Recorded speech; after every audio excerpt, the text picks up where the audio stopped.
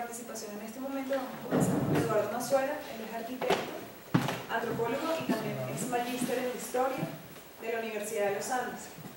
Tiene un máster en Restauración y Rehabilitación del Patrimonio de la Universidad de Alcalá de Henares en España.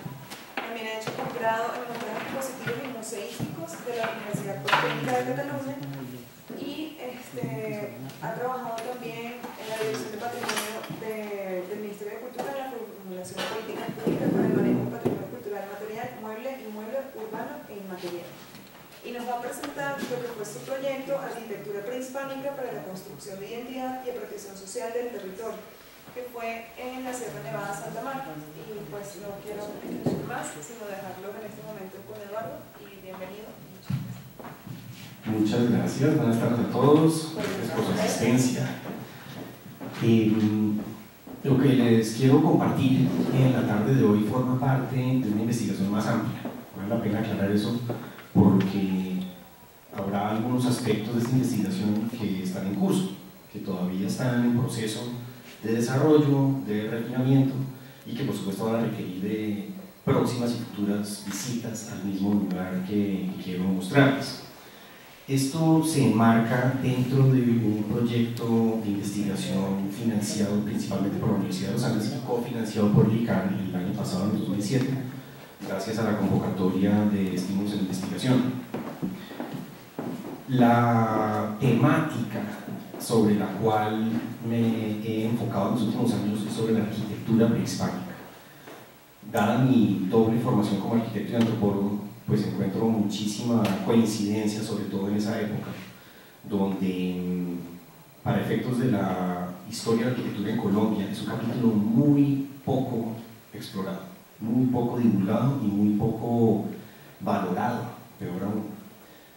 Entonces es una oportunidad dado que hay muchísimo hecho desde otras disciplinas, sobre todo de las ciencias sociales, acerca del periodo prehispánico y sus vestigios materiales, pero como desde la arquitectura, a la luz de ciertas escuelas, de tradición, con la forma en que se ha escrito la historia, el periodo prehispánico ha sido absolutamente relegado y hasta se mezcla lo que sucedió hace 500 o 1000 años con la arquitectura indígena del presente. Es decir, hay textos de historia de la arquitectura que tienen ese tipo de complicaciones.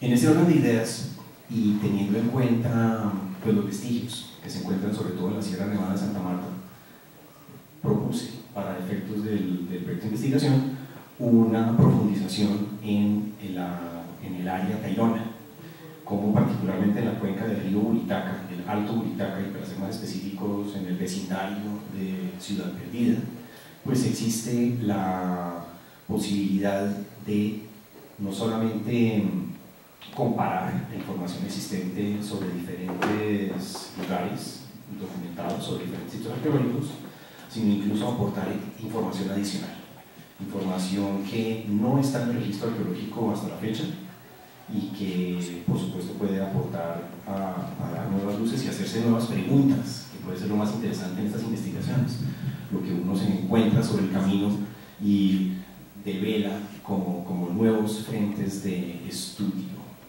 Siguiente, por favor. Gracias, Pedro. Bueno, Sierra Nevada de Santa Marta, que probablemente algunos conocerán, adelante, donde pues, la geografía es absolutamente quebrada, aleatoria, en el sentido que no hay un solo rincón parecido al anterior, y escenario en donde las tribus prehispánicas se asentaron adaptándose al terreno, adaptándose a las condiciones del clima, al acceso a los recursos, a los cauces de los ríos, a los materiales de construcción para sus asentamientos, adelante, y que por supuesto contrastan de un lado a otro.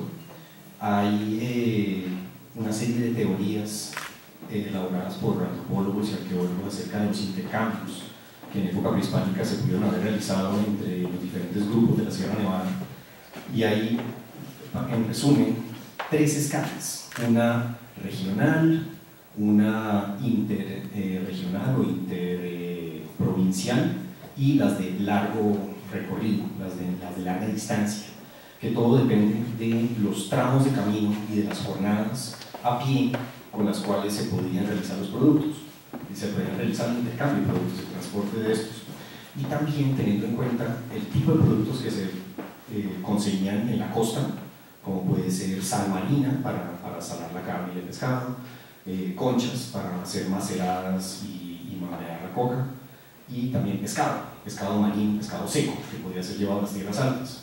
Mientras que de las tierras altas los productos que se podían intercambiar eran sobre todo textiles de algodón, alfarería, orfebrería, trabajo con piedras semipreciosas, más que todo objetos suntuarios, objetos de lujo, incluso considerados de esa manera. Entonces ese intercambio de productos entre las diferentes zonas es lo que se considera microverticalidad. Estas son teorías que han abordado sobre todo Augusto Olvera y Karl Langebeck. También en cierta medida Santiago Cárdenas, Felipe Cárdenas, perdón. Siguiente, por favor. Está también el registro etnohistórico y están las fuentes primarias, está lo que los cronistas nos pudieron haber dejado acerca de la descripción de estos lugares y que resulta interesante traerlos para el momento en que uno se enfrenta a estos sitios y tratar de comparar las descripciones que dejaron estas personas de hace 500 años para luego tratar de interpretar a qué se pudieron referir con ciertas descripciones, con ciertas proporciones, con ciertas medidas, incluso de distancias, cuando se habla de leguas en el siglo XVI, pues hay que hacer un ejercicio de conversión y de definiciones de la época para saber a qué distancia en kilómetros nos estamos refiriendo. Siguiente. Está también entonces la descripción física de estos asentamientos que se quedaron apenas en los textos. No hay dibujos de la época que ilustren cómo era la apariencia de estos sitios. Simplemente se habla de grandes construcciones, más o menos de sus geometrías, de sus materiales, por supuesto, aunque no especifican la técnica constructiva. Hablan también de la capacidad que podían tener ciertas construcciones, de las rutas de acceso, de la dificultad para llegar a estos lugares. Y en líneas generales, esa información de los cronistas permite trazar en la medida de lo posible un mapa de las diferentes provincias, de las agrupaciones políticas, de lo que podría interpretarse como cacicazgos, aunque no necesariamente significa que cada provincia estuviera a cargo de un cacique particular, sino que era un sistema de organización social diferente a lo que tenemos de otras referencias, a lo que se conoce hoy en día, y asimismo esas diferencias en la organización social se ven materializadas en la evidencia material, en los vestigios de caminos y de asentamientos donde se ubicaba la población. Un ejemplo de esos sitios de Ciudad Perdida, por supuesto, lugar en el que he tenido la oportunidad de trabajar varias veces, incluso sobre todo a través del ICANN, en proyectos de restauración, de conservación del sitio, y luego a través de la Fundación de Investigaciones Arqueológicas y Ambientales Tayrona, la FIAT, con el antropólogo Santiago Giraldo, y también a través de Santiago con el Global Heritage Fund, que es una organización internacional que tiene una serie de escuelas de verano en diferentes partes del mundo, y una de ellas es en Ciudad Perdida, donde estudiantes de antropología se inscriben en los cursos de verano para hacer técnicas de campo en sitios arqueológicos como Ciudad Perdida. Entonces eso es bastante interesante también. Siguiente, por favor. Existe, por ejemplo, para el caso de Ciudad Perdida, una amplia documentación, pues porque es de los sitios mayor frecuentados, que llamó la atención de los investigadores a finales de la década del 70, principios del 80, cuando el ICANN, desde la ciencia, pues hizo el descubrimiento de este sitio. Vale la pena aclarar que los vaqueros ya habían llegado tiempo atrás, y que fue gracias a los vaqueros, paradójicamente, que se le presenta a las autoridades patrimoniales o culturales este lugar.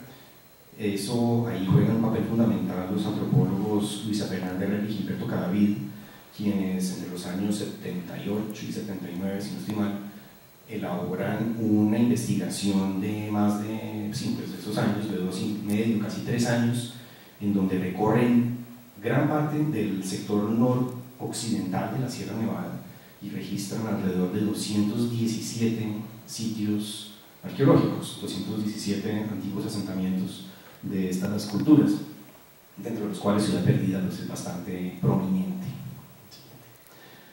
Y ese acceso al lugar y el énfasis que se le ha hecho pues, ha conducido a múltiples interpretaciones, a teorías, a incluso identificar patrones de crecimiento para saber cuál es el sector más antiguo, como es el caso de la Gallera, quienes lo conozcan saben a lo que me refiero.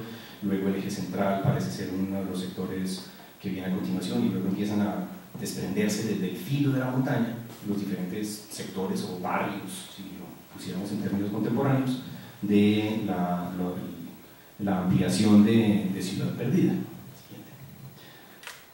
Y en segundo orden de conocimiento o detalle, hay otros lugares que se han ido documentando paulatinamente, como son Frontera, a orillas del río Buritaca. Está Pueblito, muy próximo a la costa, dentro del Parque Tayrona, que también algunos pueden que conozcan. El sitio denominado Pirámide, que se encuentra en un filo también entre dos cerros. Observen cómo hay una constancia en la mayoría de los lugares donde el patrón de asentamiento son los filos, son las cuchillas de elevaciones montañosas sobre las cuales se distribuyen los ejes principales de los asentamientos y se van repartiendo hacia los dos flancos de la elevación. De Tancúa, Tigres, también en una de las laderas a orillas del río. Alto de Mira, también importantísimo, y Ciudad Antigua, que queda hacia el occidente de la sierra y donde estuve en el pasado mes de junio, también para observar este tipo de características de patrones de asentamiento y lo que más adelante quiero introducir con esta presentación sobre la importancia de las comunicaciones visuales entre lugares. Bueno, rápidamente, si Pedro, por favor, lo siguiente: Tigres, Frontera, Alto de Mira, ahí por favor. Han sido investigaciones que hasta el momento se han ido detallando, y sobre todo en la década del 80 es cuando se le hizo mayor énfasis a estos sitios arqueológicos, pero desde entonces digamos que la atención ha virado hacia otros sectores, también por razones de orden público. La sierra estuvo pues fuera del alcance de los investigadores durante algún tiempo. Ahora es posible regresar, ahora es posible volver a concentrarnos en estos lugares. Y otro personaje que vale la pena también reconocer en este momento es Margarita Sergi, quien en la década del 80, ella siendo de formación de arquitecto y antropólogo coincidencialmente, hizo una serie de anotaciones en campo para clasificar el tipo de estructuras que se encuentran en estos diferentes lugares. Era una clasificación tipológica, siguiente por favor, en donde hay pues una serie de constancias de una estructura a otra, como es en su técnica constructiva, en la disposición de las piezas, en las geometrías, en las dimensiones de ciertos anillos de vivienda y en las agrupaciones o conjuntos de estructuras que varían de un lugar a otro y que ninguna es idéntica a la siguiente. Todas tienen diferentes condiciones, se adaptan al terreno de una manera particular, algunas se apoyan en grandes formaciones rocosas que no fueron eliminadas del terreno, sino que sirven de muro de contención o de ¿cómo decirlo?, como de pie de amigo a estas edificaciones. Y anotaciones mías también trabajando en Ciudad Perdida, que pues como estas hay múltiples, de detalles, de dimensiones, de entender el sistema de circulaciones, la adaptación al terreno, etcétera, etcétera. Es decir, es un tema que me ha intrigado desde tiempo atrás y que en esta oportunidad y con el apoyo del ICANN pude desarrollar más a fondo de lo que la Universidad de los Andes me hubiera permitido en sentido presupuestal. Siguiente. Bien, la flecha roja indica la ubicación del objeto de estudio que les comparto el día de hoy, que se denomina Coscúngena. Es un sitio arqueológico sobre el camino que conduce a Ciudad Perdida, es decir, para nada es un secreto su existencia, pero de lo que no se tenía certeza era acerca de su extensión, de sus dimensiones, del número de estructuras aproximado que puede contener, de las características de estas estructuras, de cómo se distribuyen, cómo se concentran dentro de todo el asentamiento, y a otra escala pensando en su relación con respecto al resto del territorio, su relación en cuanto a las vías de comunicaciones terrestres con los demás sitios arqueológicos de la cuenca del Buritaca, y, como ya lo mencioné, hacia el final de la investigación quiero llegar a la importancia de las comunicaciones visuales que se pudieron haber establecido. El óvalo amarillo es el área de estudio, es un polígono de más o menos unos 3 kilómetros de longitud y un ancho variable que iba siendo revelado en la medida que entrábamos en el monte a buscar lo que estábamos buscando, a encontrar las diferentes estructuras. Esto, por supuesto, con la ayuda de la comunidad indígena en la cuenca del Buritaca, específicamente el pueblo de Mutangi, con sus mamos José María y Romaldo Lozano. Romaldo es el que está presente y como a cargo más de todas las relaciones públicas en Ciudad Perdida, y José María, que es su hermano mayor, estaba más hacia la zona baja de la cuenca, en el sector de Coscuña. Entonces, por supuesto, hubo una primera aproximación a ellos para pedirles permiso, para explicarles en qué consistía el proyecto, para explicarles también que se haría únicamente un reconocimiento superficial, porque tienen una altísima preocupación por los que llegan a escavar, para no repetir el desagradable fenómeno de la huaquería, con el cual están, pues, por supuesto, muy prevenidos, y que en última instancia es una profanación de su tierra.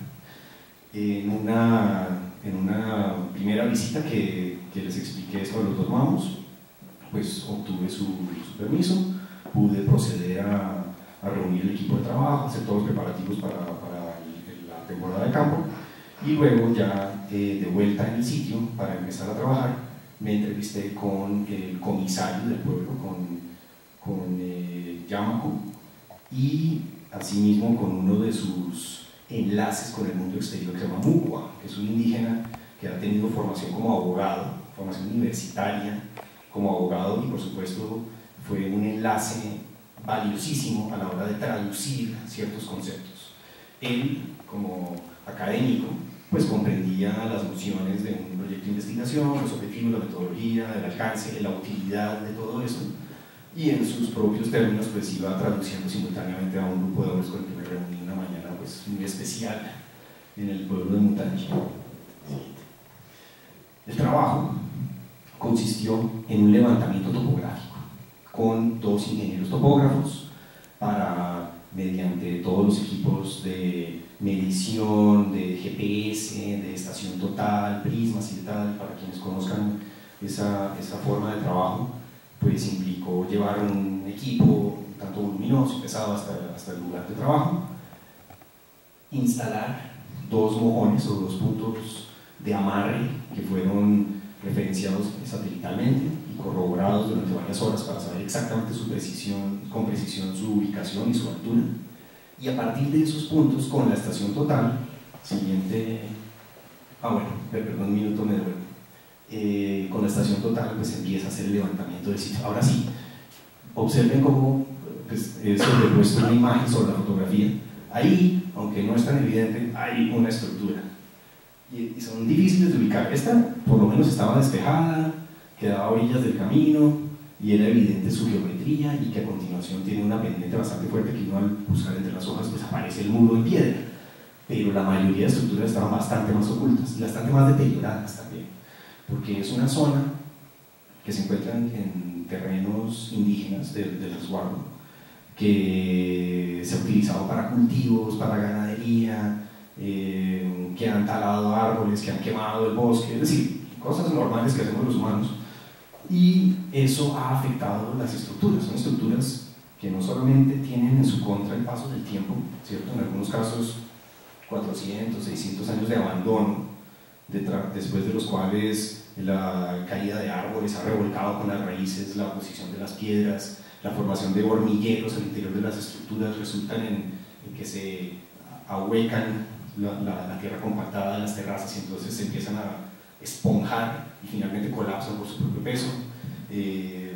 La erosión por agua lluvia, la huaquería, sobre todo, huaquería durante décadas, que incluso hoy en día todavía se habla de algunos huaqueros que rondan por la sierra, no en esta región porque está densamente poblada por indígenas y porque está bastante vigilada, incluso por el ejército. Entonces ahí la huaquería no es tan sencilla, pero sucede de todos modos.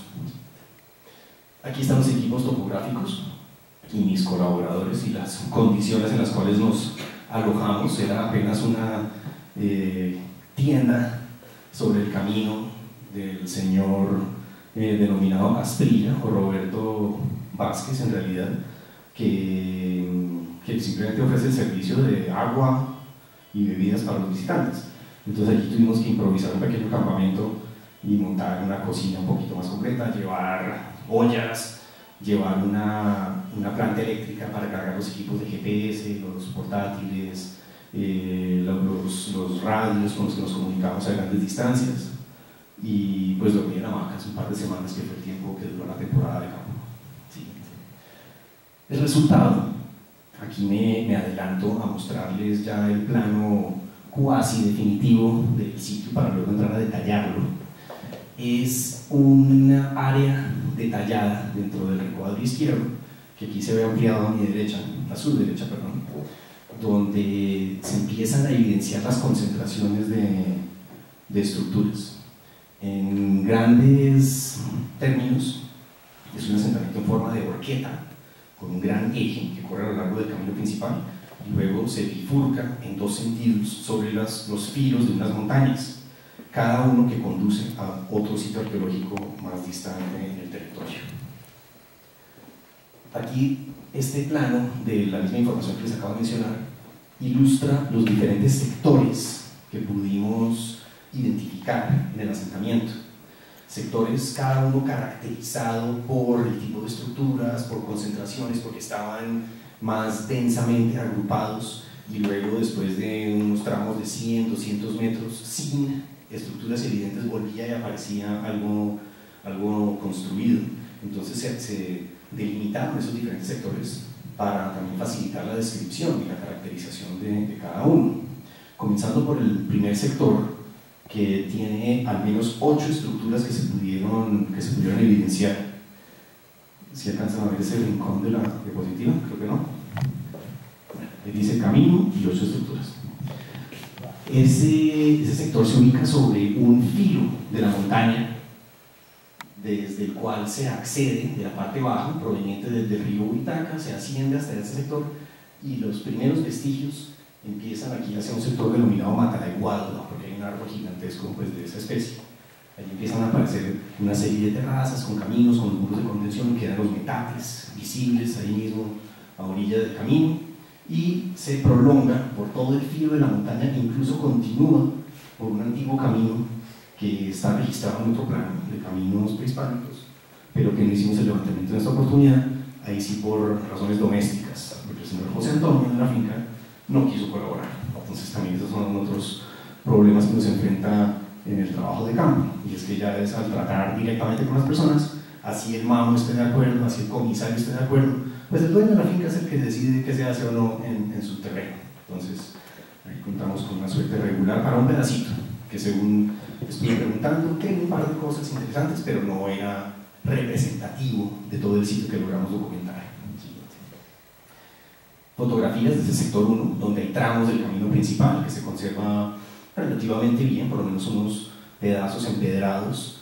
Aquí vale la pena mencionar que estos caminos prehispánicos pues originalmente fueron empedrados, por supuesto, que sirvieron también no solamente como rutas de intercambio, sino rutas de invasión.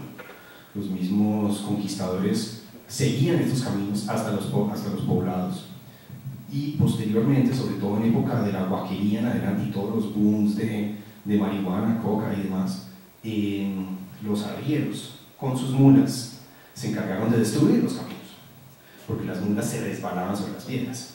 Entonces ya estaba trazada la vía, pero lo que hacían era revolcar las piedras para que la mula no se resbalara. Entonces lo que actualmente es un barrial impresionante, y partes del camino se han perdido irremediablemente. El sector 2 tiene una distribución paralela a la cuchilla del sector 1, se encuentra al otro costado de una hondonada que hay aquí, una correntía de agua que desciende hasta el río Buritaca en dirección nororiente, y el sector 2 es visible desde el sector 1. No hay comunicaciones directas entre uno y otro porque aquí hay que bajar varias decenas de metros hasta el fondo del cañón y volver a subir a la siguiente cuchilla. Y ese sector 2 también tiene un camino que intercomunica las diferentes terrazas, que son escalonadas y se van distribuyendo a lo largo del filo de la montaña. Aquí una fotografía, dos fotografías compuestas donde se ve el filo de la montaña y los aterrazamientos, que solamente al verlos de cerca es que se empiezan a encontrar las piedras que lo conforman.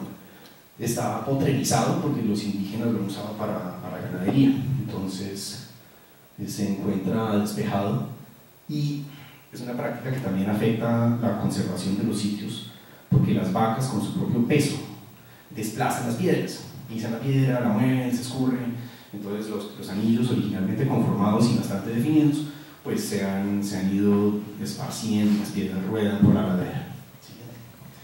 El sector 3, importantísimo, donde se bifurca esta horqueta, donde se unen los dos caminos, el del costado a la derecha, que proviene del pueblo Mutangi, el del sector número 2 que baja hasta el sitio de frontera, a apenas unos 500 metros de distancia a orillas del río Buritaca, y allí confluyen en la parte alta del sitio de Coscúngena y en un lugar que por sus condiciones topográficas tiene visuales sobre prácticamente la totalidad del asentamiento. Es un sitio impresionante. Siguiente. En donde están las terrazas principales. Hay una en particular que tiene por lo menos unos 18 metros de diámetro. Eso es grande. Esta sola piedra que aparece aquí en el centro de la imagen tiene por lo menos unos 4 metros de longitud. Es una piedra larga, grande, pesada. Y es apenas una de las que conforman todo el perímetro del gran anillo de esa terraza en el lugar que podría considerarse céntrico dentro de Coscúngena. ¿Sí? Se trata de esta misma terraza, esto es visto desde la parte alta de la montaña, y aquí abajo está la enorme terraza de 18 metros de diámetro, seguida por otra de dimensiones ligeramente inferiores, formando un gran 8, en donde muy probablemente habría un par de construcciones ceremoniales, sobre todo, lo que, según las descripciones y las investigaciones sobre otros sitios, sería el lugar indicado para un templo. Y es un punto desde donde es visible la cuenca baja del Buritaca. Hacia la izquierda de la imagen, aquí se ve encañonado todo el río Buritaca, hasta 20 kilómetros de distancia, y de la misma manera hacia el río arriba se prolonga por lo menos por otros 7 u 8 kilómetros de distancia, las visuales desde este solo punto en ambos sentidos de la cuenca del río. Y también desde este punto son visibles el sector 1 y el sector 2, y más adelante, sí, ahí está, sí, adelante, desde ese punto también esta otra prolongación del sector 3 del cual estoy hablando, en donde también hay terrazas. También hay terrazas, sector igualmente potrerizado por lo que allí hay ganado, y donde hasta hace unos 10-12 años estuvo establecido el pueblo de Mutangi, que luego ya se desplazó a unos 2 kilómetros río abajo, donde queda su actual ubicación. Esta es la visual hacia la cuenca alta del Buritaca. Aquí algo se alcanza a ver en unas manchitas. Esto es Ciudad Perdida, parte del eje principal de Ciudad Perdida. Y si uno se encaraba más en esta montaña y observa en lo profundo del cañón, se alcanza a ver el sitio de Ciudad Perdida mucho más claramente. Entonces también hay un tema de visuales que voy a elaborar más adelante. Siguiente. Dentro del mismo sector 3 hay interconectividad visual entre una terraza y otra. El punto que les estaba describiendo ahorita se encuentra aquí. Aquí está la gran terraza de 18 metros de diámetro, con visual hacia el norte, río abajo, y hacia el norte, río arriba, y aquí sigue habiendo más terrazas, aquí en la ladera, en diferentes lados, donde el Mamo Rumando también tiene una de sus sedes, se encuentra otra terraza. Por aquí hay disperso dentro del potrero tramos de escaleras, de caminos, de muros de contención, pues que a simple vista son apenas visibles. Y en el primer plano, desde donde se toma la fotografía, este potrero también está lleno de estructuras. Por lo menos unas 15 estructuras logramos registrar en esta zona enorme, un área muy densamente ocupada en el pasado. ¿Sí? A continuación viene el sector 4, un poco más hacia el sur del recorrido. Les recuerdo que por aquí viene el río Huitaca, la pendiente del terreno cae en este sentido hacia lo profundo del cañón, y aquí al otro lado del río pues vuelve y asciende la topografía. El camino viene por esta ladera, y aquí más adelante, donde se llama Paso de Lorenzo, hay un cruce bastante conveniente porque el río no es tan profundo, y pues continúa hacia el sur.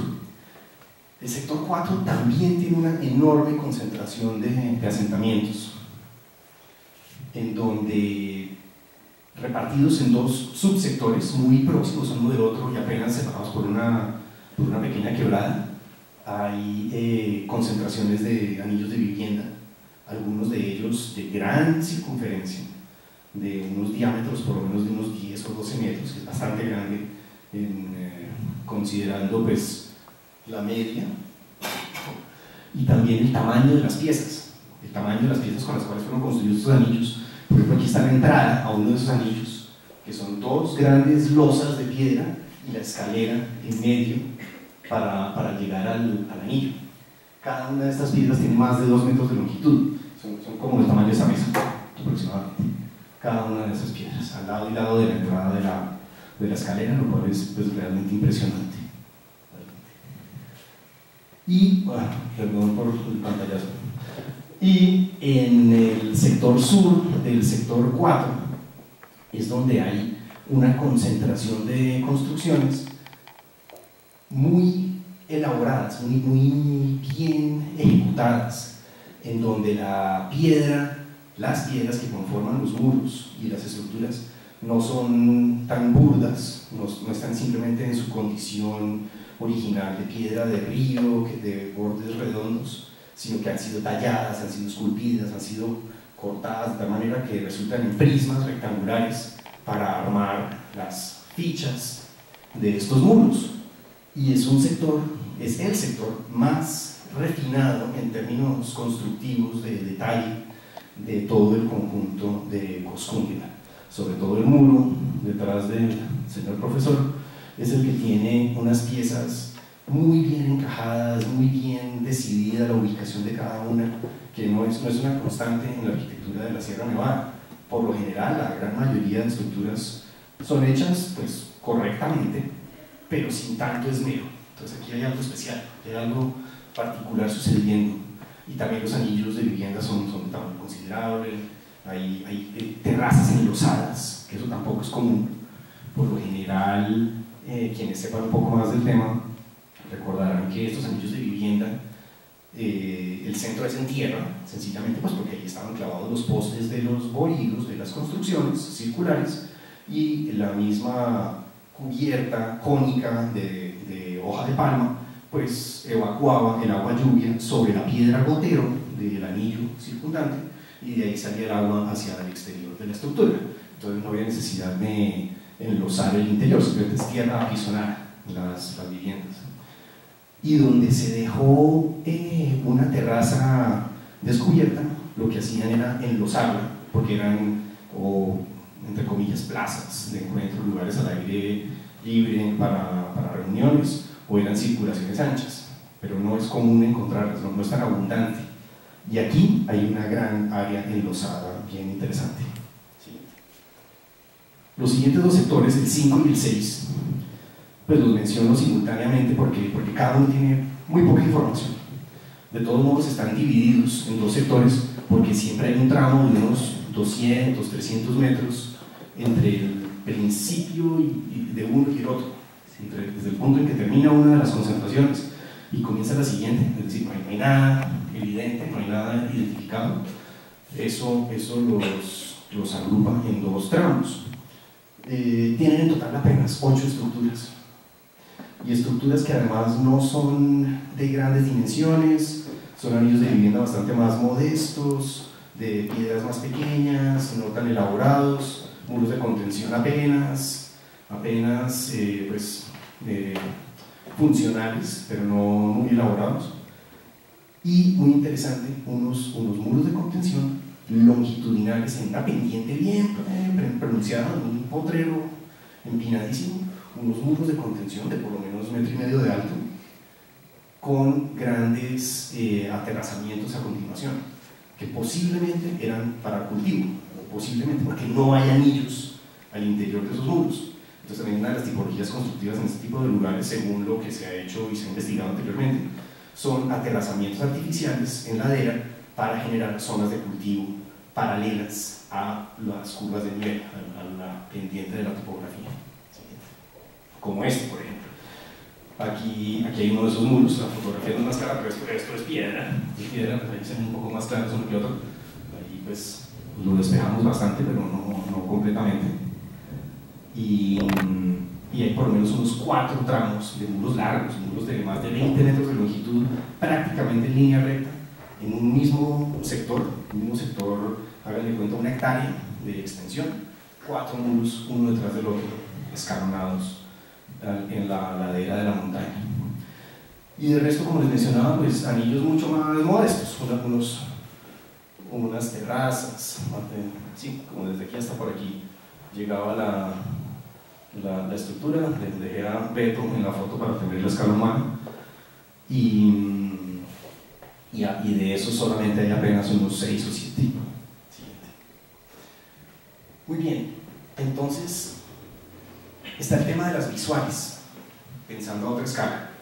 No solamente se trata esta investigación de conocer un poco más en detalle y de aportarle al conocimiento las características de este lugar denominado Coscúngela, sino también pensando en una dimensión territorial un poco más extensa. Pues, ¿qué función pudo haber cumplido? Por un lado, está de la mano con las teorías antropológicas sobre los modelos de intercambio, como Coscúngela ubicada en la parte alta de la cuenca del río, y ahora vamos a ver en otra perspectiva que está en un sitio bastante central con respecto a otros sitios arqueológicos, entre ellos Ciudad Perdida es prácticamente periférico con respecto a Coscúngela. Siguiente, por favor. ¿Cómo es esta visual hacia la parte alta? Siguiente, que ya voy a terminar. Esta es la imagen a la que quería llegar sobre el tema de las visuales. Desde Coscúngela, que es esta mancha roja en forma de horqueta hacia el centro de la imagen, hay diferentes puntos claves estratégicos desde los cuales es posible ver otros sitios arqueológicos que están repartidos dentro del territorio. Y sin embargo, entre ellos no hay visibilidad. Entre este B206 y Ciudad Perdida no hay visibilidad, pues porque hay una enorme montaña, pero hay una serie de relaciones pues, indirectas entre un lugar y otro. Estoy mirando ese tema, como les comento, es una investigación en curso. Tengo como punto de referencia otros trabajos que se han hecho en sectores del Imperio Romano, en Gran Bretaña, en Mesoamérica, también hay algunos temas por el estilo, en donde las visuales tienen una importancia de comunicaciones, y de la mano de otro profesor que me está acompañando en este tema particular. Él es un profesor inglés que trabaja mucho el tema de algoritmos y de mapeo y de visualización tridimensional de diferentes fenómenos. Estamos ingresándole datos a sus fórmulas para establecer una relación que parece haber. Esto es apenas un abrebocas y todavía no lo puedo demostrar, pero parece ser que los antiguos asentamientos, cuanto más grandes, cuanto más poblados, cuanto más densamente habitados, tenían mejor visibilidad sobre el resto del territorio y tenían mayor contacto visual con otros asentamientos en el paisaje, mientras que no sucede con los más pequeños. Hay asentamientos pequeños que estaban más ocultos, que tenían apenas relación con uno o con 2 otros sitios arqueológicos, pues asentamientos antiguos, quiero decir. Entonces parece haber una correlación y una proporción directa entre jerarquía del lugar y dominio visual de comunicaciones con los demás asentamientos en el territorio. Ahí vamos, todavía falta redactar eso en manera de teoría bien jalada, pero puede ser, ¿cierto? Entonces estoy trabajando en eso precisamente. Ese es el siguiente paso en el que estoy trabajando en este momento. Siguiente. Bueno, nada. En general, una lista que les puede resultar interesante de fuentes para quienes quieran mirar un tema un poco más a profundidad, y en este momento, si quieren hacer preguntas, con gusto trataré de responderlas. Muchas gracias.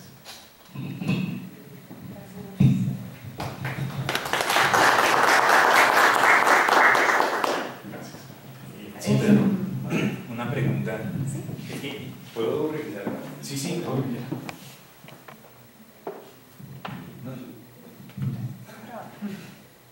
Digamos, me llama la atención también la organización, digamos, como en la parte del norte, por ejemplo, digamos que, porque cuando uno observa Ciudad Perdida también tiene estas alineaciones, ustedes tienen como una alineación muy clara, como en la parte, digamos, como una vinculación astronómica, no, pues como para un seguimiento como de algún tipo de movimiento solar o de las estrellas, algún tipo de investigación similar.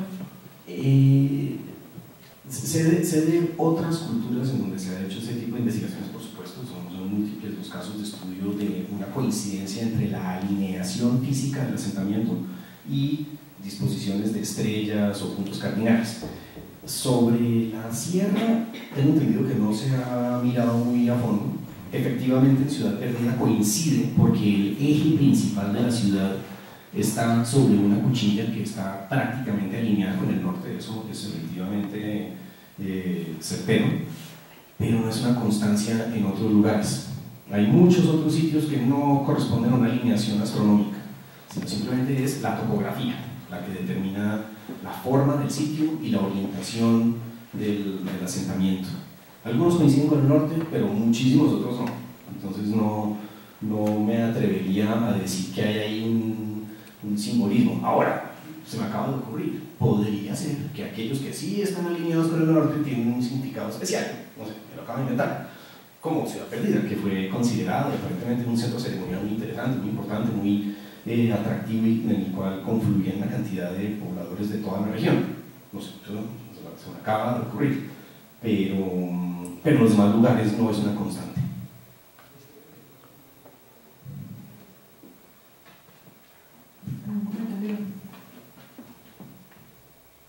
¿Les gustó? Mucho. Bueno. Yo quería preguntarte, Sí. ¿las distancias que existen entre cada uno de los asentamientos da para tener algún tipo de comunicación? ¿Por Sonora. ¿Sonora? Es posible, es decir, aquí hay una escala gráfica, es decir, la máxima distancia, por ejemplo, de esta línea entre Coscúmena y Ciudad Perdida debe ser algo del orden como de unos 6 o 7 kilómetros. Tendría que haber como un golpe de percusión o algo fuerte que retumbara por el cañón del Buritaca para hacer posible la comunicación auditiva, más allá de la terrestre, de las vías, más allá de la visual, entre lugares que están a la vista, estaría la auditiva. Pues es por supuesto una alternativa. Con solo gritos difícilmente se entiende el mensaje, difícilmente, pero de pronto un instrumento, sobre todo de percusión o alguna forma de instrumento de viento, podría ser una manera de comunicación. Sí, las distancias lo permiten.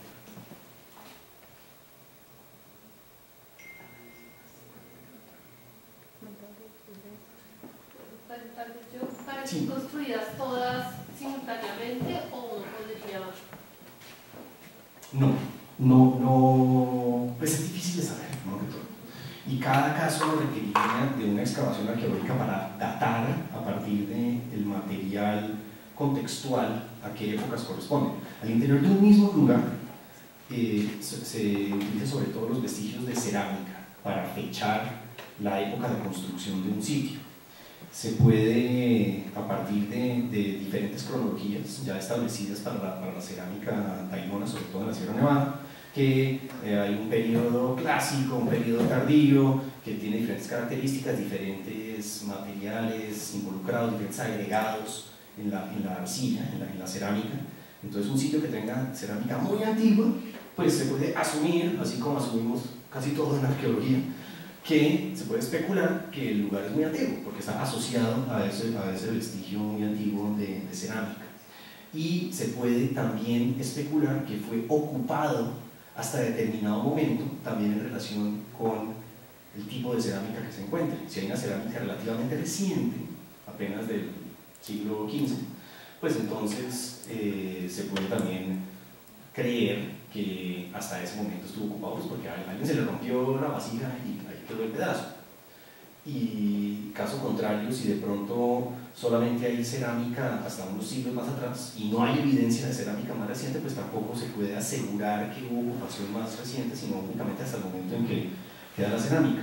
Ahora, en cuanto al crecimiento de los pueblos, también se puede fechar en ese sentido porque hay sectores en donde se han hecho excavaciones o pruebas de palo, que son mucho más rápidas, para ver qué tipo de cerámica hay. Entonces aparecen en ciertos sectores cerámica muy antigua, asociada al sitio y a gran profundidad, o sea, no es que se acaba de caer, sino que estaba por allá abajo varios centímetros de sedimento, asociado a la época de construcción del lugar, mientras que otros sectores, por ejemplo Ciudad Perdida, la cerámica más antigua que se consigue es más reciente. Entonces también se puede creer que eso es una ampliación posterior, es un sector de la ciudad que fue creciendo después de cierto centro fundacional.